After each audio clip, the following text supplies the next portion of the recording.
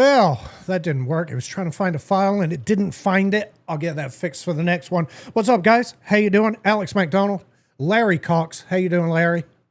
Doing great, Al. How are you doing tonight? I'm doing well, thank you. So, kicking off our series on data centers tonight, and I want to explain how this show's going to go.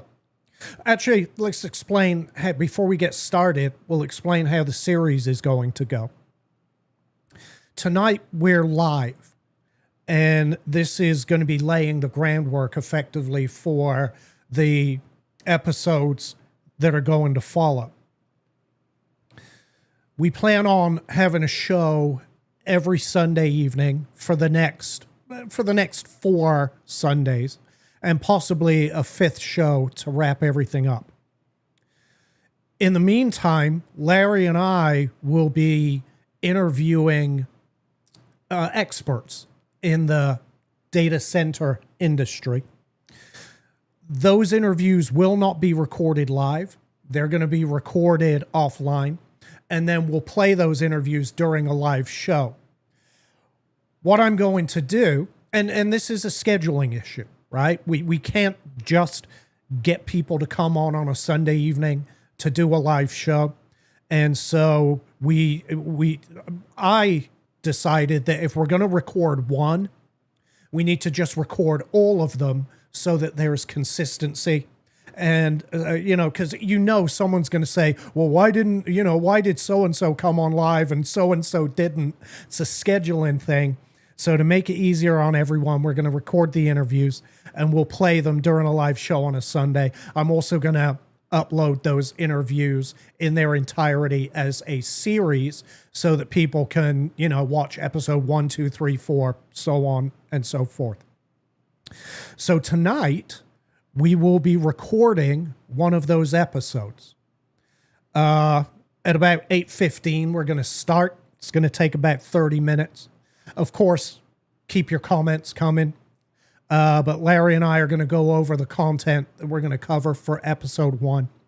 And then at the end of that, we're going to address your comments in the chat. And I may even open the phone lines and let folks call in. And we'll have a little chat there. That's going to be the format for this series. There will be live shows, but we'll be playing the interviews during those live shows, and of course the series will be available for you to go to. Again, it makes it easier for people trying to find the content as well. They don't have to listen to this in order to get to the interview. So that's the reasoning behind this. Anything you wanted to add to that, Larry? No, Al, I think that when we discussed this about doing the taped interviews, it made 100% clarity, since all of the individuals couldn't do live, that we did not mix and match it. And then I think it made it easier for you from a production standpoint. Yeah. To produce the shows. Right now we have a commitment from a company that deals in the noise mitigation. We have a commitment from Georgia Power, and the one we're still working on is water. And hopefully we'll have that scheduled tomorrow for recording the interview. So yeah, things are coming together for this series, and the intention, of course, is to just separate the wheat from the chaff, hear from the experts. And then also, Alex, is individual research also. So you and I have also been doing research, and that's vital when we're going to interview experts, that we actually also do research so that we are knowledgeable of the subject matter when we talk to the experts, so that we know the kind of questions to ask. And that matters. That's important because it's separating the truth from the fiction. And here's what I've found in my research.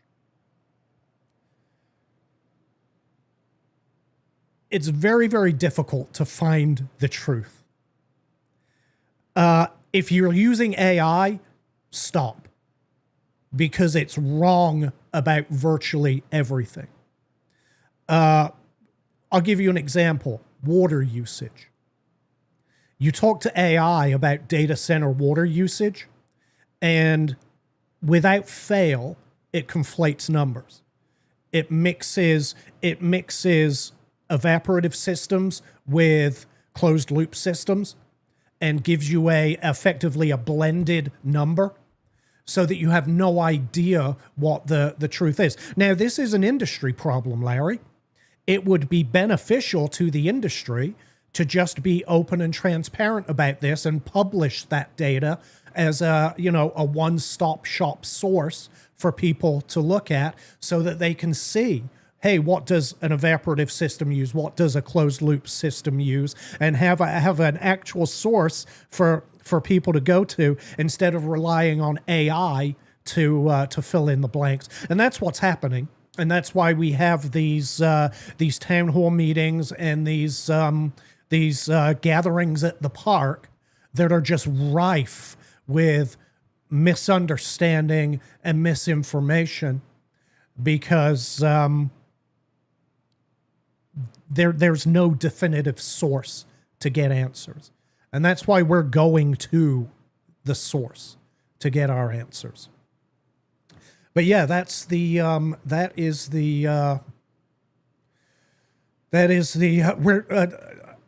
are no experts, Catherine, there are no experts on both sides. Here's the thing, there is one set of data. Now, you get to decide for yourself whether that's a pro or a con, but the data is the data. The facts are the facts. There is no pro expert and con expert. There's no such thing. If that's what you're looking for, not saying Catherine specifically, but if that is what people are looking for, you don't want to speak to experts. You want to speak to activists, because activists will either be pro or con. Somebody who looks at data and analyzes data is neither pro nor con. They are simply data driven. So we're bringing in. I think George Corbett made the comment best of all. He says, I don't think they're interviewing pro or con. I believe they are interviewing experts in each field to reveal facts on data centers and utilities. Yeah. And that is exactly what we're doing, James. And we want you to make your own conclusion by the data that we bring you. And Exactly. that's our intent. Precisely. We'll provide a source, a source within the industry for you to listen to. By the way, for each interview, I will be asking people to email their questions to thisweekinrockdale@gmail.com. Don't do it now.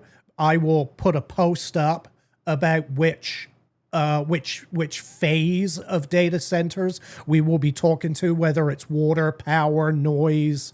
And then I'll say, okay, if you have your water questions, email them. And, again, in a 30-minute interview, not sure how many we will get to, but our intention is to involve the community that way. And then, of course, on the live show, we'll be able to field some questions as well. Will the experts provide the cons? You know what, Joy? I guess that remains to be seen. I'm not coaching anyone, and no one's coaching me. I'm not shilling for one side or the other. I'm on the side of data. I'm on the side of transparency. And I imagine the experts know which technologies are good and which technologies aren't so good. And we'll see what they say. That's all we can do, right, Larry? So all we can do is Yeah, ask the questions. it's all we can do is ask the question, right? So I mean, um, and we ask the questions, and then we see what answers were given. And then, like I said, and we've been able to also come up with some data that we're going to provide. And then, we're going to ask these experts these specific questions about specific things regarding the power, the water, and the noise, because those are the true issues. It's water, power, and noise. So it needs dug into. It doesn't need to be emotional, because Alex, I went to a meeting a few weeks ago, and it was purely an emotion-driven meeting, and there was no data. Right. Purely emotion. Right. And those are terrible to go to, because you come back with a pro and con with no definitive information really telling you why you should be pro or con, other than someone's feeling. Right. Yeah. The whole point of this is to provide you information, and then you guys make up your minds from there. Real quick, let's say hi to people. Vuko is here. What's up, Vuko? Mary Boysworth. What's up, Mary? Bill Campbell, Semper Fi, brother. Good to see you. James Corbett. What's up, James? Clayton's with us. Pam Lowry's here. What's up, Pam? Catherine Lynn, of course. What's up, Catherine? And again, I'm not pointing you out specifically, Catherine. I'm saying if people are looking for one side, they're not going to find it here. Sherry Thomas. What's up, Sherry? Joy is here. Carolyn and Cheryl and the other Cheryl. What's up, ladies? Thank you for tuning in. Charlotte Gallert is here. What's up, Charlotte? I think I said hi to Clayton, but that's cool. We can say hi again. George Kalachek. What's up, George? Danny's here. Hey, Danny. Good to see you. If people are looking for the con answers, they can... all you have to, if you want cons, just ask AI, because, it's funny. It's funny that the industry that's driving this, AI, is the most anti-data center technology on the planet right now. It's amazing. I found that amusing also. Yeah. When is some of the myths that are out there, they're AI. Yes. Yeah, it's amazing. Danny's here. What's up, Danny? Corliss. What's up, Corliss? Gloria's with us. Anyway, thank you all for tuning in. Look, we're going to get started with recording the first episode here. It's going to take about 30 minutes. And again, keep your questions coming. And at the end of this, we will throw up open the phone lines and go from there. But let's get started on this, Larry. Fair enough? Fair enough. Tonight, Larry and I are kicking off episode 1 of our data center series. And the whole point of the series is simple.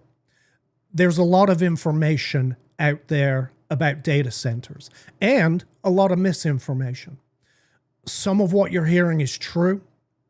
Some of it is exaggerated, and some of it's just flat out wrong. Now, some of the wrong stuff is honestly wrong. Some of it is deliberately wrong, and some of it's just wild conspiracy that's designed to scare you. So in this series, we're gonna try to sort through all of it. We're also going to answer some of the questions we've been hearing from people in the community. People want to know about water usage, power consumption, jobs, taxes, property values. These are legitimate things that people want to understand. And we're going to give you some answers to that.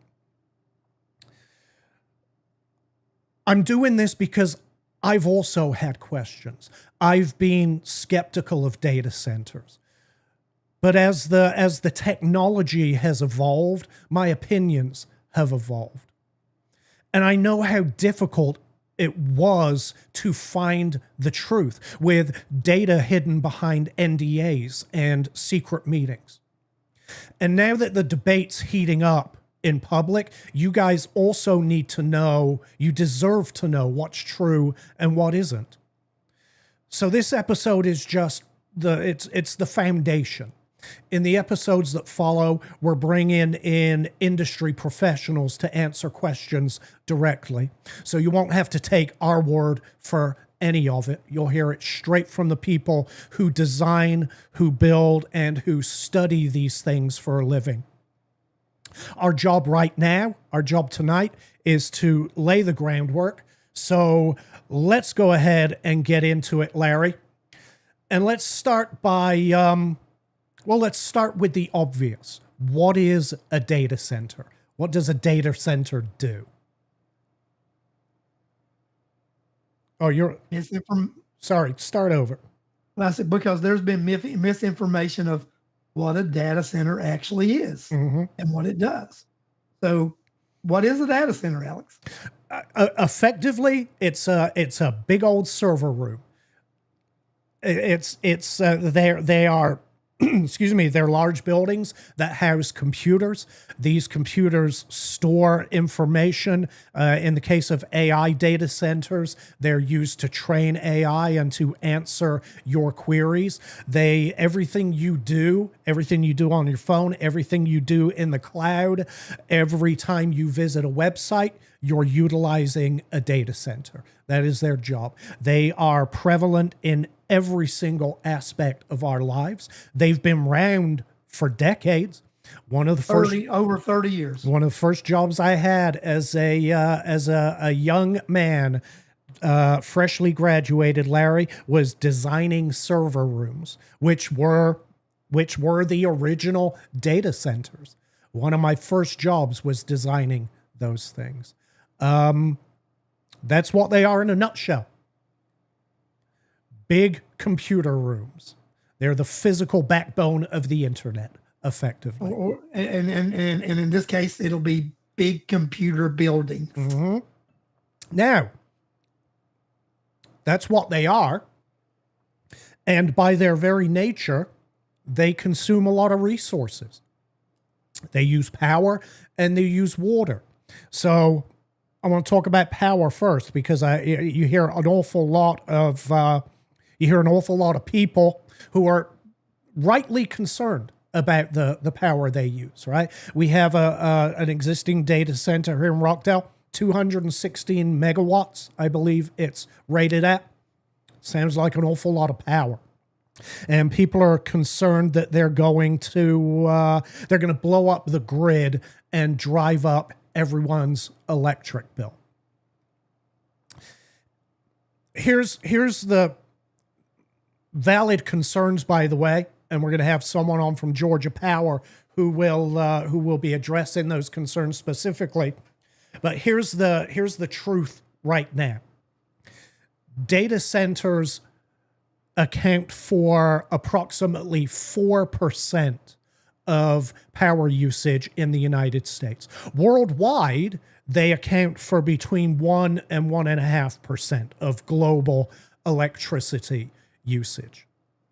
That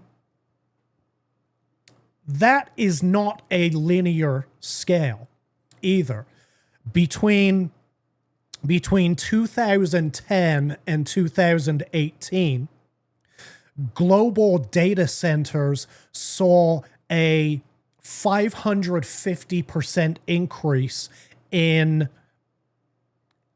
their work. They're called compute instances, but effectively in the work they do, 550%, whereas their electricity use rose by only 6%. So it's not an instance of the more we get and the more they do, the more the grid's going to be strained, because it's not a linear scale. It's effective. What do they call that? Logarithmic? Is that what that is? Yeah. And then also, Alex, if you can correct me if I'm wrong, but the data centers use less of the grid than electric vehicles or air conditioning. Yes. Yeah, even and in fact, even with projected growth, the demand for electric vehicles and AC is projected to outstrip the demand from data centers, and that's over the next 10 years of projected growth. And these, let's not kid ourselves, these next 10 years are going to be a massive period of growth for data centers. That's Yeah. that's just the reality of it. So in Virginia, they've been dealing with this on this scale a lot longer than we have, and we can look to Virginia as a source of data when it comes to the costs associated with this explosion, this growth of data centers.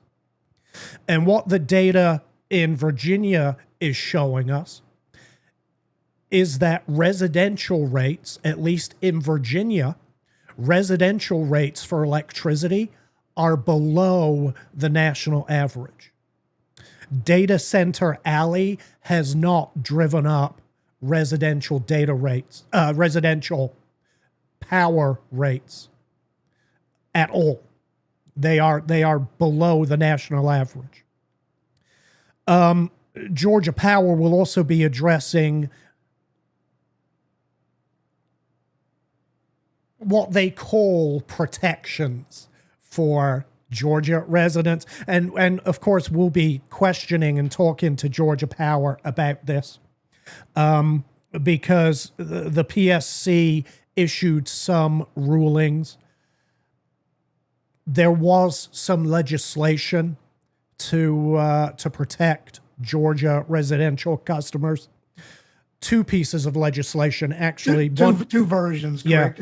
Yeah. One piece that Georgia Power supported, one piece that Georgia Power did not support.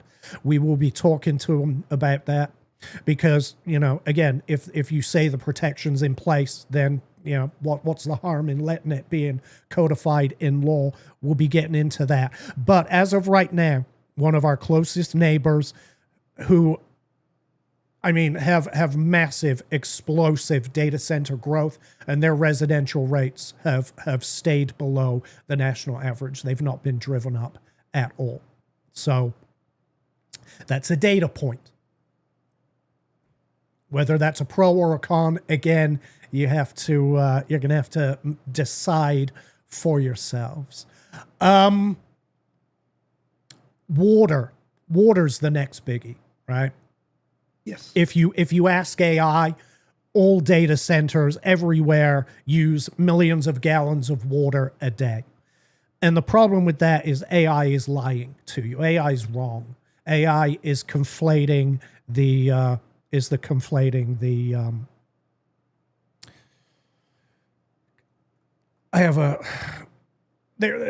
conflating they're using old numbers. There are two kinds of there's more than two actually, but the two that are the most common are evaporative versus closed loop systems. Evaporative systems are 1970s technology, Larry. Yeah. They are they're effectively they're effectively very wasteful is what they are. It's a constant stream of fresh water being pumped through to pull heat off of effectively your condensers, off your evaporator cores, in order to keep their servers cool. They are extremely wasteful, and they can use millions of gallons every day, depending on the size of the data center. But evaporative systems are 1970s technology. They're rarely used. And I've said that I will only support data centers in Rockdale if they do not use evaporative cooling systems. There's immersive, there's closed loop, there's a number of things, but the most common alternative is a closed loop system. Closed loop systems do not use massive amounts of water. There is the initial fill up. I mean, think about your car. Think about putting coolant in your car. You effectively do it once, and then the water circulates, the fan cools the coolant, water, whatever you want to call it, that cools your engine. That's effectively what a closed loop system is. You fill the system once, the water is circulated, it's cooled, through I still think it's evaporative cooling, but there's very minimal water loss. There is some water use, and it's important to know that, because closed loop systems are not as efficient as evaporative systems. And therefore, these data centers have built-in redundancies in order to aid in cooling. What that means is that instead of having a single set of servers, they will have duplicate servers. And for a period of time, one set of servers will be online. And once those get what's called heat soaked, those are unplugged and new servers get plugged in. This is all automated. However, there is a tiny bit of water usage while that happens. When one server uncouples, there's a little spurt of water and before it seals off. And when the next server plugs in, there's a little spurt of water until the system is fully sealed. So there is absolutely some water usage with a closed loop system. Of course, there's water usage with the facility in general for the sinks, the toilets, the kitchens. There's your typical office or industrial type water usage that takes place as well. But closed loop systems use a fraction of the water of a evaporative cooling system. There are a number of these closed loop systems now that are moving to a gray water closed loop system, Larry, where their initial fill is using gray water rather than municipal water, which again is even better. It's another option where people don't have to be concerned about their local resources being tapped. And then you also have the submergible systems also. Yeah, immersive cooling, which uses, look, I still don't know really what they use.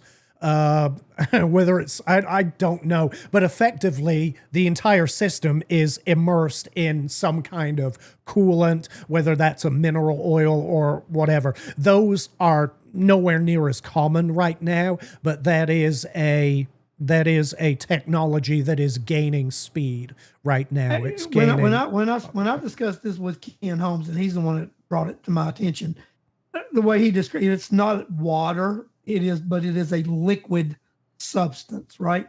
And I think that is something we look into a little bit and do a little bit of finding out about. But Ken did tell me about those systems, and they do use a liquid substance. Yeah, which I don't think it's water. Yeah. It's a substance. Now, of course, there's a trade-off for closed loop. Closed loop uses more electricity. There's more of because it's not fresh, cold water going through, because it's water that's being constantly looped. There have to be more cooling, more chillers or air handlers available in order to cool that. And so the trade-off for a closed loop system is higher power usage. But we know what that number is. When this is the good thing about it, we know what that number is going to be when the facility is permitted. For example, the existing or the one that's currently being built DC blocks. 216 megawatts. That's what its maximum is going to be. So there are no uncertainties and no questions. Yes, it's going to use more power for a closed loop system, but we know what that power demand is going to be because that has to be permitted up front. It has to be accounted for and actually allocated up front. So, trades and balances, right? One uses more water, one uses more electricity. Neither is 100% efficient. That's just nothing in this world is 100% efficient. But when you consider even the projected demand for power is lower than electric vehicles or air conditioning in general, that's the projected demand, and that's based on majority closed loop systems. For me, Larry, it's no longer a concern. Water and power, I think the technological advancements in data centers have addressed those issues to where those issues are manageable. Yeah, to where you won't even know. You won't even know they're there, right? All the you hear about brownouts and things like that. Maybe if you live in California, that's going to be an issue. Again, we're going to have Georgia Power on to talk about this, but Georgia Power they're allocating demand or usage up front is what they're doing. They're effectively doing it the right way. Rather than taxing the system, they're building for the growth. That's what's happening there. So water and power, I'm far less concerned about those than I used to be. The one that still concerns me is noise. And not just the noise we hear, right? It's the noise that we feel. But of course, people are concerned. Data centers are loud, and they're gonna harm the quality of life for people who live nearby. And it's a legitimate concern. And right now in Rockdale, we don't have any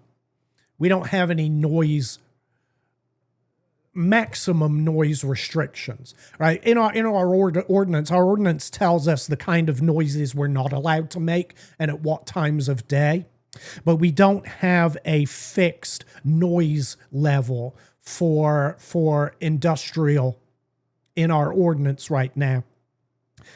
And from what I found in the UDO that's being discussed, they are proposing a fixed noise level for Rockdale, Larry. And it will be 65 decibels at the property line during the day for data centers and 55 decibels at the property line at night for data centers. This is there's no clean source for data for any of this. But in the research I've done, I've found measurements as high as 75 decibels at the property line in other municipalities' ordinances. And it looks like Rockdale is planning for it to be even lower. And of course, there's many ways to mitigate noise. And this is what data centers are realizing. And it's been an uphill fight for many residents, by the way. For about a decade, some of the biggest players in this industry have been pushing back against noise concerns. And it's taken a long time for them to finally realize that noise is a problem that needs to be addressed. And so now all over the country, we're seeing people, Microsoft, Google, AWS, They're all going into these existing data centers and they're retrofitting them at this point with noise mitigation, noise abatement measures, which is a good thing. But if it's designed for initially, it's unnecessary. There are, let me see here. There are a lot of abatement techniques available, from vibration dampening to sound dampening to sound insulation to acoustic paneling to something as simple as a vegetative buffer, Larry. Sound is it's pressure, it's a frequency. The higher the frequency, the shorter the distance it travels. That's why Tony has to yell across the canyon to Ezekiel to be heard. The higher the frequency, the shorter the shorter distance it travels, and the faster the sound dissipates. The issues have arisen with the lower frequencies and what's called infrasound. These travel further and they penetrate far more than higher sound frequencies, and they've proven to be an issue. You can absolutely mitigate against them, and any data center development in Rockdale County, I think, should be forced to mitigate against them. But the problem we've seen in other areas is that many of these data centers were designed and approved under a zoning classification that was entirely inappropriate for data centers. And because of that, their noise, the regulations on noise, I don't believe were restrictive enough for this function. They were zoned O&I. They were zoned office and institutional when they should have been zoned at least M1 industrial. Industrial, yes. Well, Alex, when I looked at this too, and you talked about the mitigation, right? What I believe and found is that you needed multiple layers of mitigation, right? And I think that's what we wanted. When our sound expert comes on, we're going to discuss this multi-layered mitigation. So that, because you're right, it's the thing that's come last to the table that anybody wanted to deal with. Precisely. And again, remember, noise also isn't a linear scale. And a lot of people get concerned about this, that, a larger data center is going to generate more noise than a smaller data center. And it's not accurate, because again, noise is not a linear scale. You can have, I'm just going to use random numbers here. You can have a data center with 30 chillers, and then you can have a data center with 100 chillers. And the larger data center is not going to be 3 to 4 times louder, because that's not how noise works. And I know this is a concern of people. And again, the expert will talk about this, but that's just not how sound works. It's not linear. So if this is done right, if data centers are built the right way, closed loop cooling, with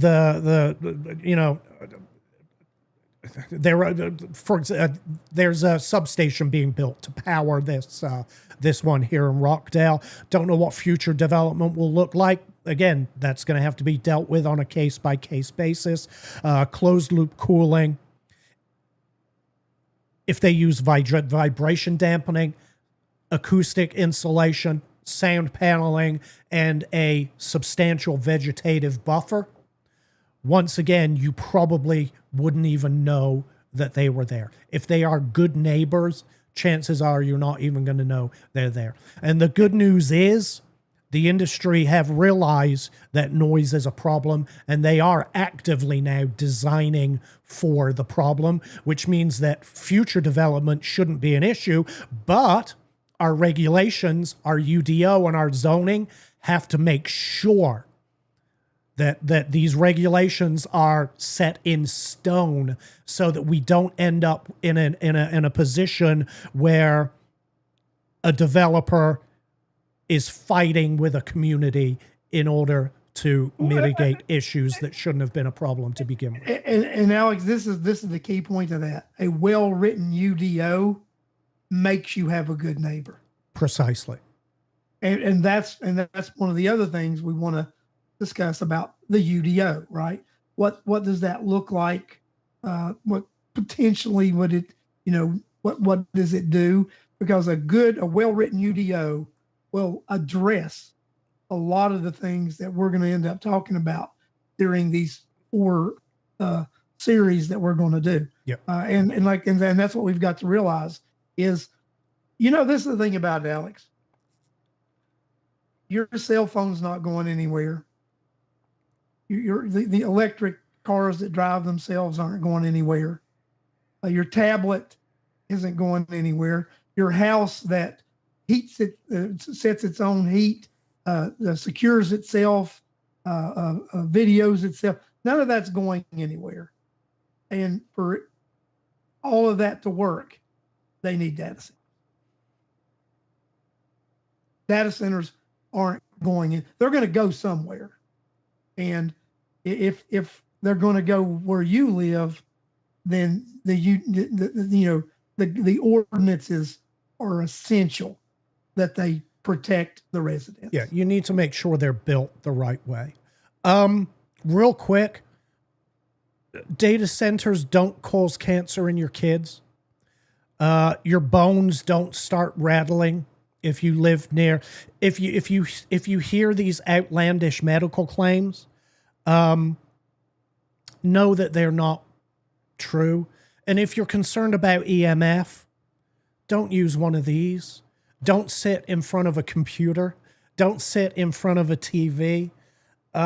There's no scientific data to support the wild medical claims that are being thrown around about data centers.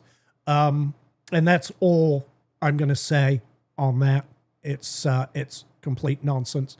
It is nonsense. Alex, I think property values. Yeah, I do want to talk about property values. Is the value of your property going to plummet? I mean, again, all we can do is look at areas that have data centers and data center development. George Mason University did a study. It was back in 2023. It studied home sales in Northern Virginia against data center locations.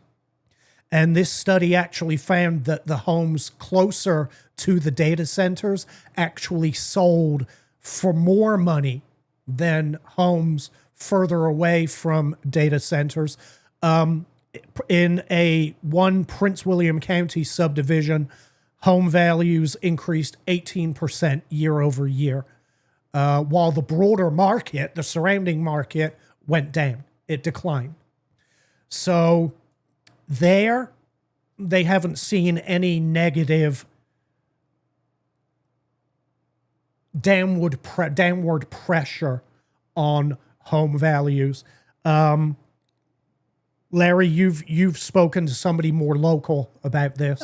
I've actually spoken to a couple of developers, and I've asked them what it would look like for properties that were in the vicinity of data centers, and from what they have told me, that what they would offer people adjacent to data centers is a whole lot of money to get the property. So I think, from what I've been told by local developers, matches what your study says from Virginia. Well, the George Mason yeah, study, not mine. It's not my study. Well, but the study you cited. Yep. That what I have spoken to some local developers, and I intend to, as we do the show, the series, get some numbers and provide what this is what an acre goes for. What would you look at purchasing it for if it's adjacent to a data center? So I plan on providing what those numbers look like. And the initial research right now shows exactly what that George Mason research shows, that property values adjacent to data centers in Rockdale County will increase more than property values of land that does not sit adjacent to a data center. Right. Look, I'm going to wrap this episode up quickly. I'm not going to talk. We're not going to talk about the benefits, because here's the thing. I don't want people, if we start touting the benefits, people are just going to say, oh, you're shilling for the industry. So I'm not going to talk about the benefits until the very end. The last show we do, we'll talk about what these could potentially bring to Rockdale. I do want to talk about the sources. All of my sources, by the way, I'm going to post in the comments. I'm going to post links to all of the sources that I've used to compile a lot of this data. And then, of course, the experts will be coming on, and you can hear from them. And this is what the opposition doesn't do. They don't post you their sources, because their sources are they're either AI generated, written by a robot, and quite frankly, you don't want to be the person that allows a robot to tell you what to think.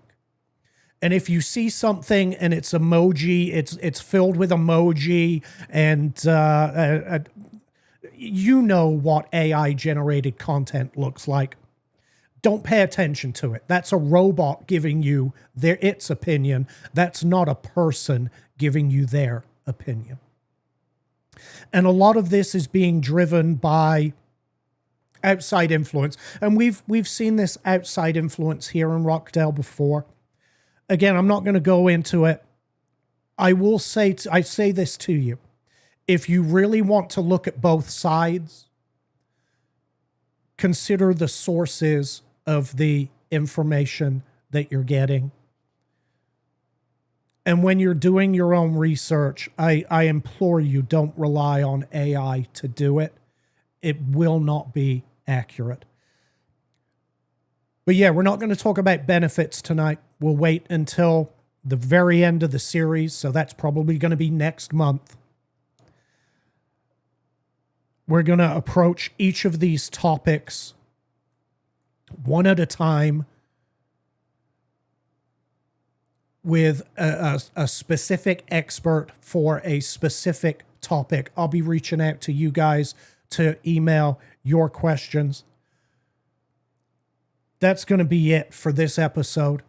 Like I said, I'll be posting all of our sources in the comments. Next time, we'll start going deeper, and we'll be bringing in the people who actually work in this industry to answer questions themselves. So stay tuned. All right, Larry, that's the episode recorded. Let's jump into the chat. Let me turn on the phone lines, and then people can call in and yell at us. Well, Charlotte asked a question about the property. Does that property value go up before the sale? And, we all know the answer to that, right? Few properties have to sell before the values of an area go up. Sure. So the answer would be a couple of properties sell, then that impacts the value of the property in the area. So that's the way that works. I mean, that's just logical.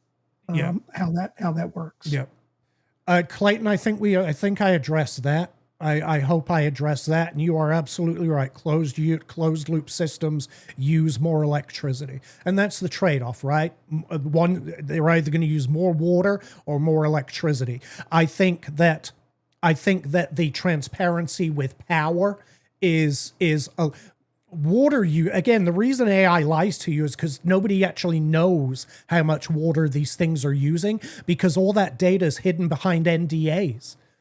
And this is what I said up front. It would be so beneficial to the industry, especially the folks developing these closed loop systems, to actually have now an authoritative source that they can point to people to and say, no, this is our published data from all of our data centers that are using closed loop cooling. And as for power, we know exactly how much they're using because it has to be allocated in advance. I think the transparency with power use is much, much higher than with water. James Corbett asked, about tax abatement. That's something we're going to address on the last show.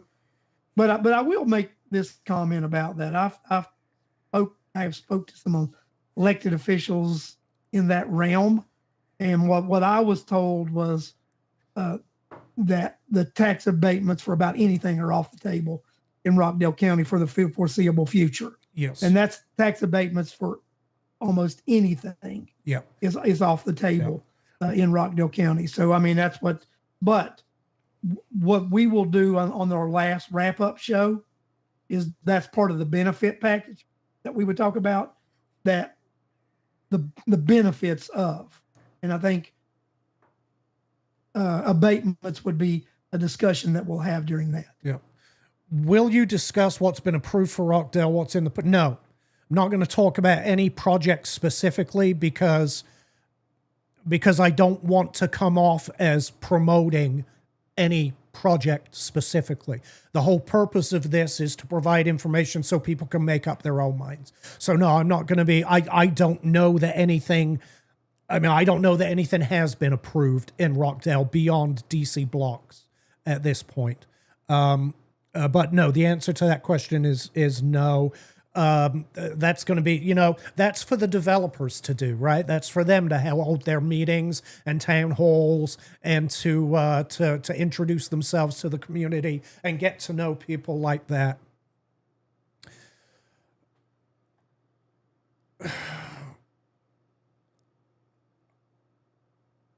I don't know of any data centers in the ocean. Yeah, I don't know. Here's what they look. Why do they go where they go? Here's what they look for, Gloria. They look for reliable sources of water and power. That's what they're looking for in a geographic region, a reliable source of water and power, because that's their lifeblood, right? Water and power. Less so water now because of closed loop systems, but for certain power. Larry, you looking at the comments, bud? I am. I was looking at the comments. I went to my, I put it on my phone so I could see the comments. So, but no,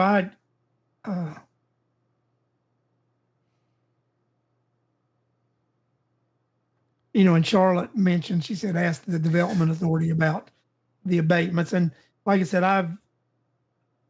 I think abatements are going to be frowned upon for data centers across the board with the state, because that was one of the pieces of legislation that did not pass this time. But I'll look for something like that to eventually pass, Alex, to where the state is going to limit the abatements that data centers can get. Yeah, look, I'm just one dude that runs his mouth on the internet. My opinion means absolutely nothing. But me personally, I won't support any project that has an abatement.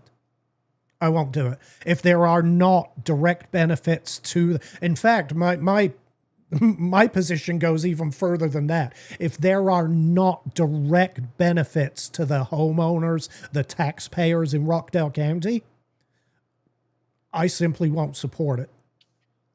Alex, and you know me, I've mentioned I've got three things, right? Is I will not support any development of a data center that would not include that would include tax abatements. To me, tax abatements have to be off the table. The second thing is I also said a tax relief had to go to homeowners. Yeah. That's a must. And my third no crossing the sand was eminent domain, that no properties could be taken by eminent domain to develop power grid or a data center.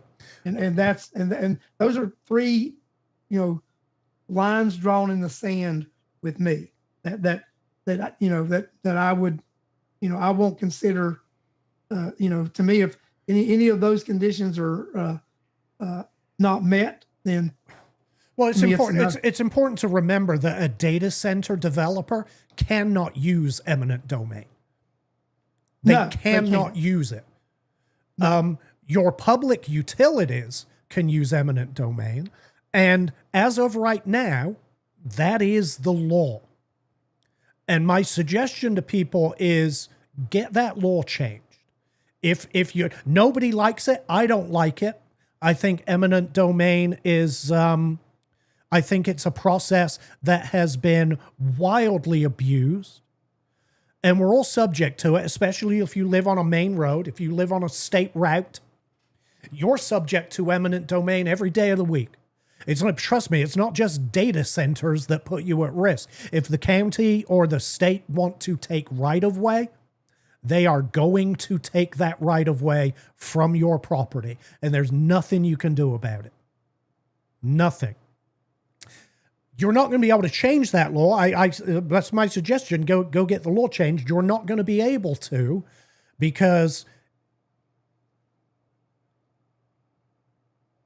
the government's not going to give up that authority and that power and that ability. They're not going to. But understand, a data center cannot utilize eminent domain. And that ties into Bill's question here about the loss of prime real estate. We live in for better or for worse, and I personally think it's for better. We live in a country where you're allowed to sell property. If you own property privately, you are allowed to sell that. And if that municipality's regulations, zoning, and UDO permit for a certain usage, then you are allowed to sell your property to somebody who wants to buy it for that particular usage. I do not ever want to see that change, because then we will no longer live in a capitalist economy. That's my personal opinion. That has nothing to do with data centers. That just has to do with individual property rights. Well, and my deal with the property rights too, Alex, is I agree. I mean, too often here, and this is not about data centers, what I'm going to make the comment about, it's about development in general. We hear all the time, we need development in Rockdale County. We need business in Rockdale County. I'm going to ask you a question, Alex. Of everything that's been proposed in the last 10 years, how, at the end of the day, everybody fights almost everything that's proposed. Yes. Yeah. Explain your air conditioning reference. It's all going to be in the sources, Clayton, and I'll put them in there, but I will explain it to you right now. As of right now, again, all of these numbers are currently estimates because they change daily. But right now, just in North America, data centers account for about 4% of electricity usage.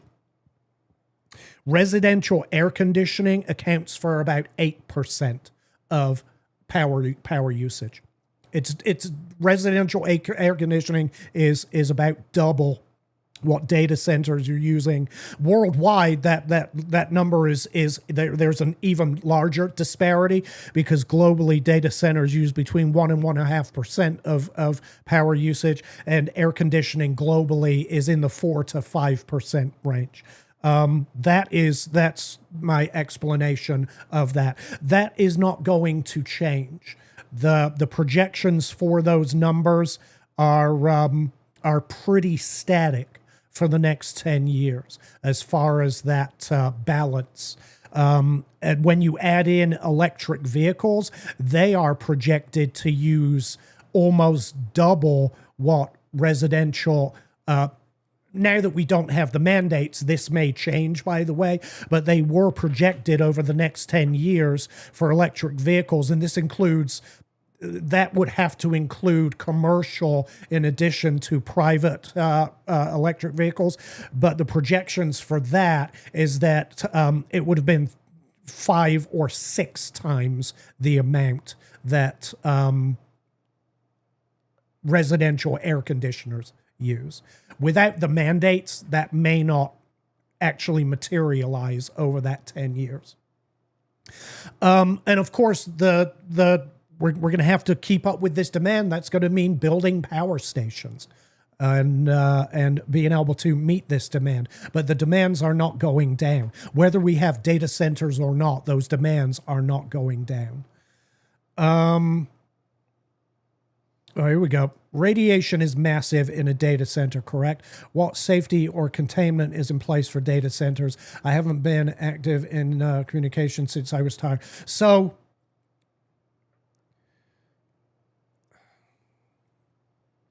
we're exposed 24 hours a day, 7 days a week to EMF, electromagnetic frequencies.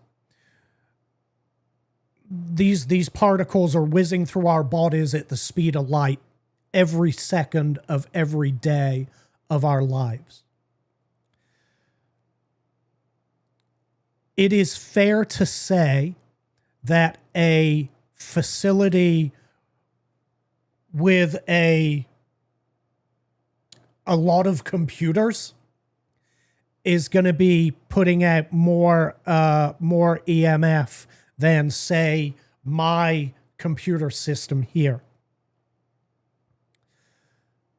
Here's the thing with that. We've been studying this for, since I was there have been studies going on since I was a tiny little baby. Long before that, into the effects of EMF on the human body. And as of right now, there are none whatsoever, no definitive studies that can equate harm from electromagnetic radiation. The kinds that we're exposed to on a daily basis, I should clarify. There are no scientific studies whatsoever that indicate that it's of any harm to us. I know people like to say it. I don't know whether they like to say this, but I know a lot of the propaganda says it's going to give your babies cancer. That hasn't happened in history. It just hasn't happened. The rates of cancer have not increased as technology has evolved. They haven't done it. The rates of cancer have increased, but we know the sources for those increases. None of them have. Now, does that mean that in the future, somebody isn't going to say 50 years down the road, oh, here's your definitive proof? Well, yeah, possibly. Possibly. Anything is possible. I guess the question is, do we stop all technological advancement now for the potential that may be true 50, 100 years down the line? Or do we continue to advance as a civilization, which means technological advancement? Again, these are the decisions that people are going to have to make as individuals. I think we've addressed the property value question there. Or we haven't addressed it. I will say we've passed on the data that we've been able to find. And as of right now, look, it's going to be a mixed bag, right, Larry? There are going to be some areas, like in the middle of the desert, in the middle of the desert, let's say somebody has a homestead and a data center gets built. Who knows what's going to happen to that property value? But that's your outlier. That's not your typical case. In the typical cases we've looked at, there has not been a negative effect on property values as of yet. Now, property values are always in flux. Property values increase and they decrease. And, are your property values going to go down at some point in time? Yes, they absolutely are. And it will be very interesting at that point to see if the values of properties closer to data centers go down at a faster rate than other properties. But as far as the increases have been, the reverse has been true. The properties closer to the data centers have increased in value at a faster rate than the properties further away from the data centers. Unfortunately, that data simply doesn't exist just yet, and anyone that tries to answer that question is speculating. So, I mean, in the down the road, we've no idea. Come here, right, or don't come here, period. Here.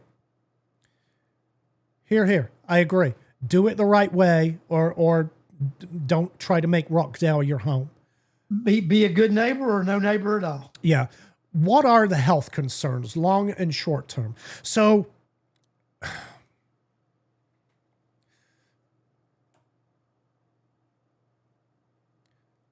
going to go back to old technology for a minute, because there have been some health concerns. There have been. I don't want to, right? It's not your baby's getting cancer. It's not your bones melting from infrasound. It's genuine things like environmental dangers,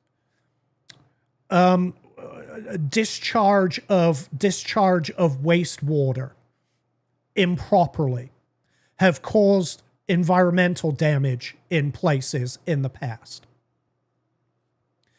Theoretically, that's not happening now. And of course, for any new development, we can make sure that that never happens again. And quite frankly, for these older data centers, government should be going in and inspecting these things thoroughly. And they should be getting retrofitted retroactively with noise abatement mitigation measures, with, converting them to closed loop systems. We're seeing that happen. We're seeing data centers all over the country actually converting right now to closed loop systems, because not only is it better for us as in the community, it's also better for the data center owners. It's cheaper. Their water costs them more than their power use. It's cheaper for them to go to closed loop. So, as of right now, what are valid health concerns for a data center that is built correctly? The only ones that recently would be on my radar are the ones related to noise. And those can range from psychological to mild physical symptoms. And the physical symptoms are generally caused by the psychological systems. And again, symptoms. And again, all of those can be mitigated during the design, build, and permitting of any data center.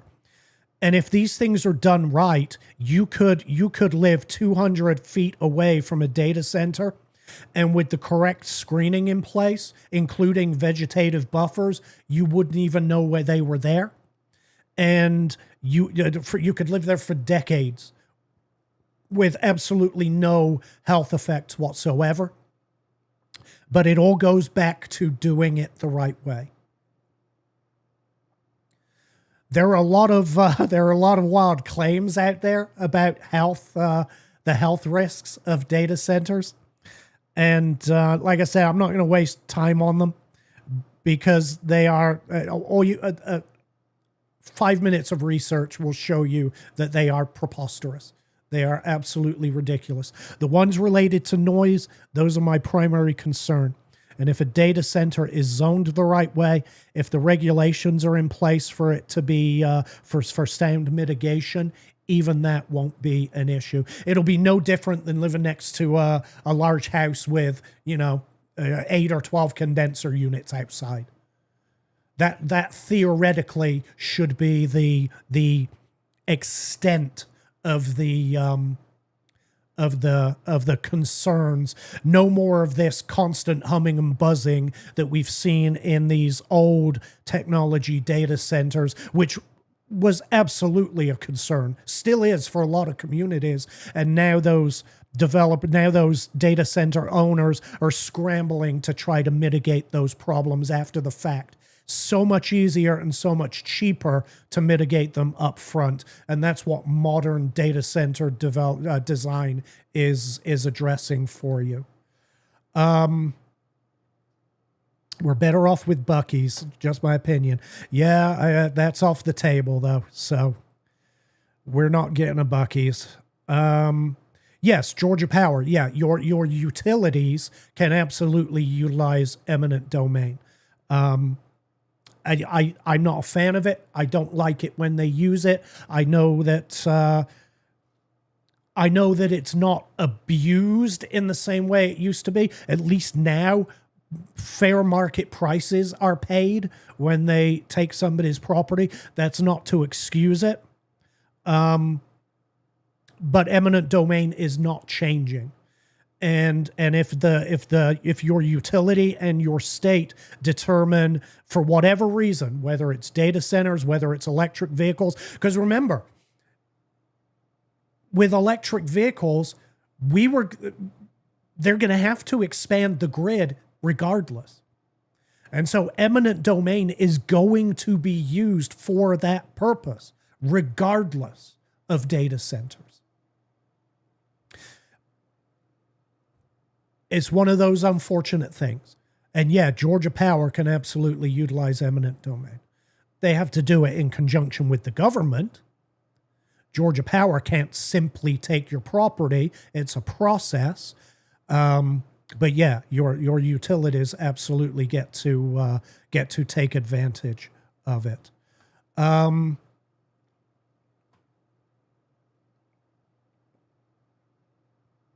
Gloria still wants to say, I will, Gloria. I will Google search it. I will take a look. It's interesting. They opened March of this year. China did do an underwater data. Mm-hmm. I understand Microsoft and the others played with it. Did not like, I guess, what you had to do to develop it. They took the testing off the table, and China has developed one that is in operation right now. I mean, it's interesting for certain. You could always say, why not put them underground, right? It's going to be cooler under. One of my questions was, and this was one of my questions, Larry, why would they want to come to the hottest state in the nation to build a facility that requires cooling? Right? Why come to Georgia when in the summer it's 105, 110 degrees on the ground with the heat index, right? That was one of my questions. Why not build them? Why not build them where it's cold? And underwater would be probably a reasonable. I hate to imagine what it would cost. No idea the expense that goes into that. But, I mean, it's very interesting. I will certainly look it up. Like I said, I don't know of one. But if there's one to look at, I will certainly take a look. I wouldn't expect them here. I would certainly not expect them here. No, we're not. We're not talking about property tax notices on this series of shows. We're going to talk about employment in the last one, Kelly, when we talk about benefits. Here's a spoiler. It's not many. It's not many. Do they hire? Jesus Christ. Mike's trying to do not hire biolab Mike's employees. poking the bear. Do not hire any biolab employees. See, again, I don't blame the employees for that. I blame the execution of the facility for that. That was an execution issue, which, by the way, still exists. That problem hasn't gone away. There's Well, still actually, we never had an issue with the manufacturer. right. We only It was the ever had an storage, issue with the storage, and we still and have the still have storage. storage. Yeah. Yes. So all that So- fuss, the China, and by the way, I'm going to tie this back to data centers. The Chinese funded PSL that was in Rockdale County leading the charge to drive BioLab out of Rockdale. All they did was drove the jobs and the tax base out of Rockdale, which was their goal from the get-go. And they left us with the problem that they left us with the source of the problem that we needed to actually get rid of. The Party for Socialism and Liberation, created and funded by Neville Roy Singham out of Beijing, China, who, by the way, shares office space with China's propaganda media outlet, literally in the same offices. And he's funding people like Code Pink and the PSL, which are the main driving force behind the anti-data center push in America right now. And who I wasn't there, so I can't actually verify this, but who I have been told were at the data center town hall and who were at the park over the weekend. Gotcha. Well, I know somebody who owns an IT company, and this is what he told me the other day. It was very interesting. He said that we've got superpowers now, and he said, and superpowers are always going to be around, and he felt that the next superpower would be the superpower that controlled AI. Yeah, hold up. Let me clarify this. That's crazy that data centers are using 50% of the AC usage. That's not what the data shows. The power a data center uses isn't just for air conditioning, or actually, maybe I'm misunderstanding the question. Right now in North America, data centers as a whole use about 4% of the nation's electricity. That's for everything. That's not just for their cooling. I mean, you've got to, running those servers is a huge chunk of that cost, right? These processors, these chips are very power hungry. So it's not just AC. But their total usage is about 4% of the nation's power capacity. Whereas air conditioning, and not just maybe I misspoke, not just residential, but offices, commercial air conditioning, residential air conditioning accounts to about 8% of the nation's power draw at the moment. And that is how can I word this? That split, that balance is projected into the future. I'll put it this way. Right now, they do not expect data centers to surpass that other metric. So I would go back to where I was saying about, the battle for AI superiority.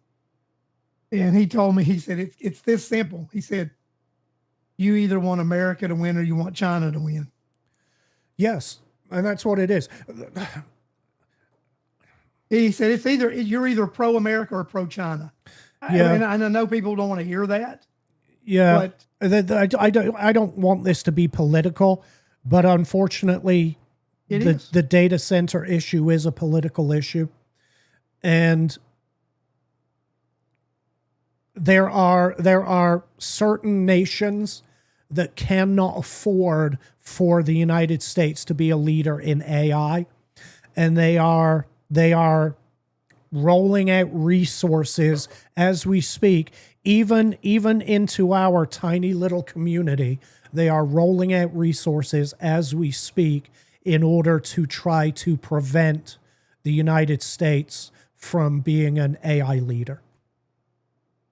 And that's just the reality. I'm not going to get into it in this series. If you do care about that, go find TPS Report on Rumble. I did an entire show on Neville Royce Singham. And yeah, it's over there if you're interested. Well, Alex, I think we've done a good job covering the basics tonight.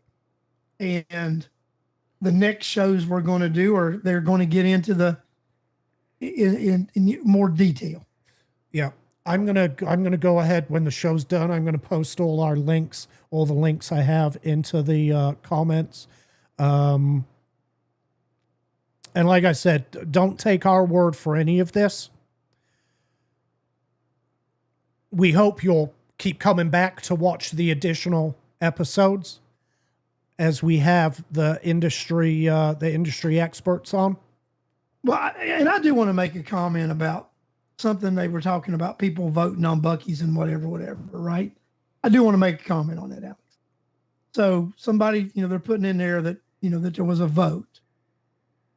And this is what I got to say about that. There should not have been a vote. Okay. If there were a vote held in executive session, that's against Georgia law. You can have a discussion regarding land sale and land development and whatever in executive session, but any decision that is made or formulated in executive session must be followed up with a vote outside of executive session. So just so that let me ask you, have you heard that? I've not heard that there was any vote. Have you? I've not heard there was a vote either. Somebody, but in the chat, they're putting there was a vote. Okay. So that's why I want to say, if there was a vote, it was not a valid vote. Look, a legal vote. I will say this. I hear things. And I've submitted a number of Open Records Act requests in order to try and get information. The way they responded to my Open Records Act request leads me to believe, put it this way, they can't sell the land right. The statutes that they cited for not providing information lead me to believe that the information I have is accurate. But I've not heard anything about a vote being, or at least an official vote being taken. No, and that's what I'm saying. And you can't vote on something in executive session. You can only discuss the situation, and and you can formulate an opinion of how you're going to move with that. But you have to go out of executive session into regular session to vote on anything that you're going to do publicly. Yeah. And I don't think any of us are aware of a public vote. So, yeah. So guys, like I said, there's been no public vote. Yeah. I think we'll find out. It'll all come out eventually. As of right now, they are apparently very hesitant to provide any information whatsoever. And I posted this all on This Week in Rockdale. I told you this. I posted the statutes that they cited as reason for not providing the data. And if you go and read those statutes, you can draw your own conclusions as to why we don't have a Buc-ee's. I'm not going to say any more because I'll end up getting sued. You know what I mean? Yeah. Yep. And at some point, Alex, we're going to do a show about that. At some point we will. It's all going to come out eventually. Yeah. At some point we're going to do a show on that. Mm-hmm. And at that point, everybody can say, "Holy crap!" Yep. Holy crap! Only in Rodney. Yep. All right. So the next show, and I'm hoping. Look, am I a little bit selfish? Yeah, of course I am. Going to do these shows in the order of concern to me. My biggest concern is noise. So our first guest is going to be addressing noise.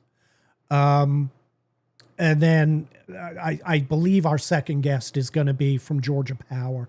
And then our third guest will be addressing the water issue. So stay tuned to those. And again, if you don't want to sit through 90 minutes of me and Larry being a pain in your ass, the interviews themselves will be uploaded as separate segments, so you can go and listen to the experts rather than listen to Larry and I. That's it. That's it for tonight's show, Larry. This was just laying the groundwork effectively. Yeah, and I'm looking forward to the next 3 to 4 weeks, Alex, so that we can dig into these issues in detail. Yeah, there's no need to put up the phone number. Nobody called. No. Maybe next time we stress the fact you can call. Yeah. Please let us know who these experts are in advance. Okay. Why? That would be my initial question. Why? One's noise, one's power, one's water.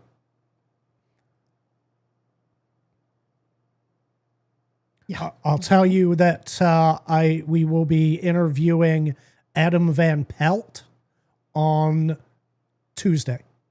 That's the first interview I have scheduled. I'll be recording that on Tuesday. That will go live next Sunday. Yep. And I think by tomorrow or Tuesday, Alex, I believe we're going to have our other interviews confirmed. Yeah. I mean, Georgia Power is committed. They just haven't agreed. I'm trying to. We don't have time to record. Yeah, I want to get that also recorded on Tuesday just to have it ready to go when we broadcast that episode. But we shall see. Hopefully, they'll be able to accommodate us in that regard. Why not say I just did, Clayton? I just did. But answer my question. Why? Here's what I think that means. We don't trust who you're going to bring on. And there's nothing I can do about that, Clayton. We can get the guests, we can get the experts that we're able to get who actually work in the industry. I don't get to cherry pick who a company sends along. I don't get to do that. And I'm just gonna put this out there right now too. These people get attacked so badly. Mm-hmm. That a lot of we've had to go through a bunch of people to agree to come on, guys. My concern is if I put out a name, they're going to start getting phone calls and harassment and emails, and they're just going to back out, and then that doesn't do any of us any good. So, Clayton, if you can give me a valid reason for that, then fine. But all that says to me is that they don't trust who I'm going to bring on, and there's nothing I can do about that, brother. All I can say is, again, the whole point of this is for you to make up your mind, and that's all I can do. And this is the thing about it, right? We discussed the power thing.